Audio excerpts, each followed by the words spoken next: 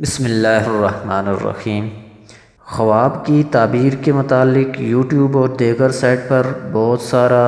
ایسا مواد اور ویڈیوز موجود ہیں جو انتہائی غیر مستند اور ناقابل عمل ہیں۔ مفسرین نے لکھا ہے کہ خواب کی تعبیر جیسے بتائی جائے وہ ویسے ہی واقع ہو جاتی ہے جیسے تعبیر بتائی گئی ہے، جس کو قرآن پاک نے یوں بیان فرمایا ہے: قضی الامر الذی فیہ تستفتیان،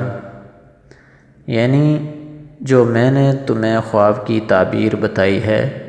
اسی تعبیر کے مطابق فیصلہ ہو چکا ہے اس بات کا جس کے بارے میں تم مجھ سے پوچھ رہے تھے۔ لہذا خواب کی تعبیر معلوم کرنے کے لیے ایسی غیر مستند ویڈیوز اور مواد کا سہارا لینے کی بجائے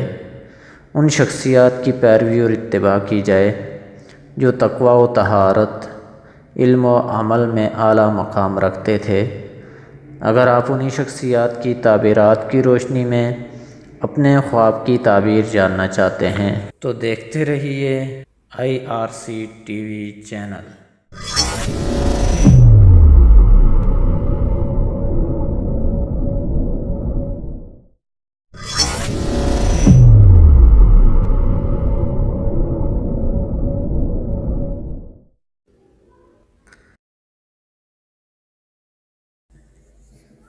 خواب میں اون دیکھنا۔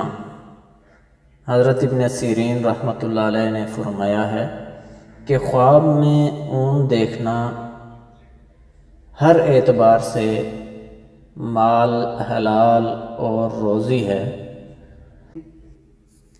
اور جو اون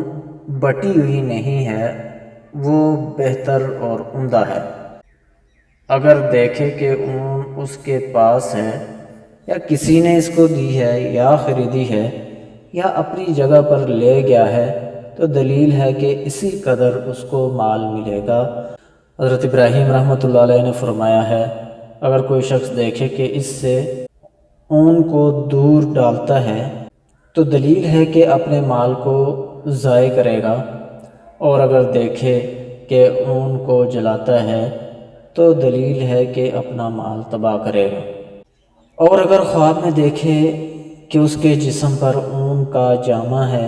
تو دلیل ہے کہ اس کو عورتوں سے مال ملے گا، اور اگر دیکھے کہ کوئی